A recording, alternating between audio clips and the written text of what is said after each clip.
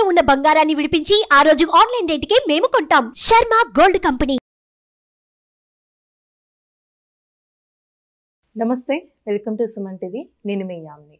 ప్రస్తుతం మనతో ఉన్నారు ప్రముఖ ఆధ్యాత్మికవేత్త గురుస్వామి బ్రహ్మశ్రీ రాజన్ నంబూద్రి గారు ఉన్నారు. గురువుగారితో మాట్లాడి మనకున్న సందేహాన్ని అడిగి తెలుసుకుందాం. నమస్కారం గురుగారు. నమస్కారం అమ్మా. గురుగారు, మనకి అసలు మే నెలలో 12 రాశుల వారికి ఏ విధంగా ఉంటుందండి? అలానే ఈ రాశి వారికి సంబంధించిన పరిహారాలు కూడా మీరు తెలియచేయాలి. ముందుగా మనకి మేషరాశి కాబట్టి మేషరాశి గురించి తెలియచేయండి. తప్పకుండా తల్లి. ముందుగా శ్రీ మహాగణపతి దేవతోభ్యో నమః. చూసే వీక్షబంధులకి నమస్కారం. మే నెలలో మేషరాశి వారికి ఎలా ఉండబోతుందని అడగబోతున్నారు. తప్పకుండా చైత్ర మాసంలో చాలా విశేషమైనటువంటి ఒక కైంగర్యాలు మనకు కనపడవచ్చు. అయితే ఇప్పుడు మనం ఏంటంటే గత మాసంలో అంటే పోయిన మాసంలో వచ్చేసి మనము ఈ క్రోధినామ సంవత్సరం గురించి ఉగాది పంచకాలన్నీ కూడా చదువుకున్నాము. సో ప్రతి వాళ్ళు కూడా ఆ రాశి గురించి వివరించుకొని చెప్పుకోవడం జరిగింది. ఇప్పుడు ఏంటంటే ప్రతి మాసాల గురించి కూడా విశేషంగా రావటం కూడా చాలా అద్భుతమైనటువంటి ఒక ఫలితము. మే నెలలో వచ్చేసి అద్భుతంగా ఈ క్రోధినామ సంవత్సరంలో అది కూడా చైత్ర మాసంలో కొద్దిగా వాళ్ళకి ఖర్చు అనేది చాలా ఉంటాయి. సో కాబట్టి మీకు కొద్దిగా మేషరాశి వాళ్ళకి ఖర్చులు ఎక్కువ ఉంటాయి, అప్పులు ఎక్కువ అవుతాయి, కొద్దిగా ఒత్తిడి ఎక్కువ పడుతుంది, శారీరకంగా మానసికమైన ఒత్తిళ్ళు బాగా పడతాయి. కొద్దిగా జాగ్రత్త వహిస్తే సరిపోతుంది. దానికి తగిన విధానమైనటువంటి ఒక పరిష్కారాన్ని అటువంటివి చేసుకుంటే ఈ మేషరాశి వాళ్ళకి ఈ మే నెల అంతా కూడా సాకారంగా ఉండడానికి అవకాశాలు ఉంటాయి. అంటే ఇప్పుడు బిజినెస్ ఏ విధంగా ఉండొచ్చండి రాశి వారికి సంబంధించి? మేషరాశి వాళ్ళకి బిజినెస్లో 12 లాభం అయితే 9 నష్టం ఉందండి. అంటే అన్బ్యాలెన్సింగ్లో ఉంది, కంగారు పడవచ్చం లేదు. ఈ బిజినెస్ వాళ్ళు కూడా కొద్దిగా కొన్ని చూసి చూడనట్టుగా వెళ్ళిపోతే ముందు సాగిపోతుంది. అలానే హెల్త్ కూడా ఏ విధంగా ఉంటుందంటారండి మే నెలలో? మేషరాశి వారికి ఆరోగ్యపరమైనటువంటి విషయం చూసుకుంటే అయితే మాత్రమే కొద్దిగా నిరాశగా ఈ ఉడకపోతలో ఉంటుంది కాబట్టి దానికి కాస్త ఎండకు కొద్ది జాగ్రత్త వహించవలసి వస్తుంది.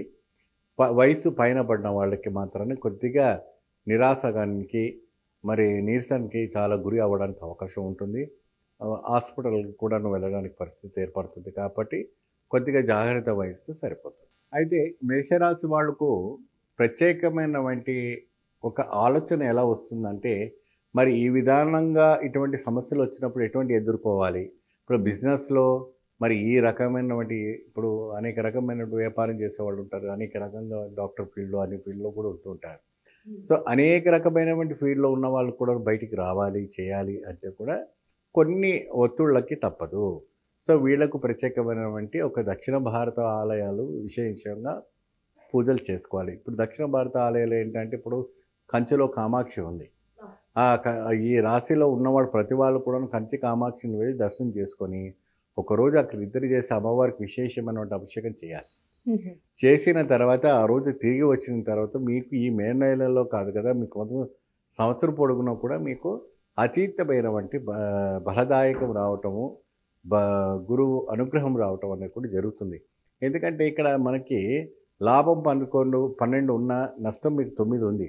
అయినప్పటికీ కూడా మీకు 12 రీచ్ అవ్వాలన్న కూడా కష్టమే. ఈ 9లోనే హరించిపోతుంది. ఏమా 9 క్రాస్ అవుతాయి కదా 12కి వెళ్ళడానికి అవుతాయి. ఈ 9లో వరకు వెళ్ళడానికి కూడా మీకు ఎదురుగా వస్తుంది. కాబట్టి ఈ రకంగా చేసుకోవచ్చు.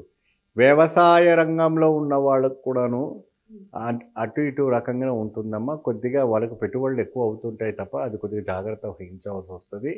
మరి డాక్టర్ రంగంలో ఉన్నవాళ్ళు, ఉద్యోగ రంగంలో ఉన్నవాళ్ళు, ఇంకా అడ్వకేట్స్ ఉన్నవాళ్ళు కానీ పోలీస్ రంగంలో ఉన్న వాళ్ళకి బదిలీలు అవ్వడానికి అవకాశాలు కనపడుతూ ఉంటాయి. ఇప్పుడు రేపు వచ్చేవంటి ఎలక్షన్స్ తర్వాత వాళ్ళకి బదిలీ అవ్వడానికి అవకాశం ఉంటుంది. కాబట్టి ముందు జాగ్రత్తతోని మీరు జాగ్రత్త వహించి ఉంటే సరిపోతుంది.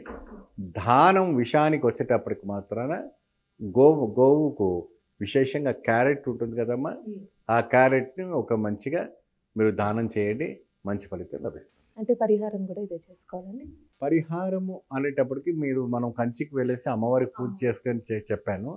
కంచికి వెళ్ళి అమ్మవారికి విశేషమైన అర్చన, శ్రీచక్ర పూజ, అమ్మవారికి మరి అభిషేకము, ఇంకా అక్కడ అమ్మవారు ఎక్కువ శాతం ఎరుపు రంగు వంటి చీరను స్వీకరిస్తుంది కాబట్టి ముందుగానే ఆన్లైన్ బుక్ చేసుకొని అమ్మవారి దగ్గరికి వెళ్తే సరిపోతుంది. మేషరాశి గురించి చాలా చక్కగా తెలియజేశారండి మాకు. ధన్యవాదాలు. నమస్తే. చూసారు కదండి, అంటే కేరళ శాస్త్రం ప్రకారం గురుగారు మాటగా మనకి తెలియజేశారు కాబట్టి మీరు కూడా మీ జాతకానికి సంబంధించి కానీ మీ ఇంటి వ్యాపార వాస్తుకు సంబంధించి ఎలాంటి విషయాలైనా మీరు తెలుసుకోవాలనుకుంటే స్క్రీన్ మీద కనిపిస్తున్న నెంబర్కి కాల్ చేసి గురుగారిని సంప్రదించవచ్చు. ఇలాంటి విశేషమైన అంశాలతో మళ్ళీ మీ ముందుంటాను. ధన్యవాదాలు. సుమన్ టీవీలో మీ పర్సనల్ అండ్ బిజినెస్ ప్రమోషన్స్ కోసం కింది నెంబర్కి కాంటాక్ట్ చేయండి.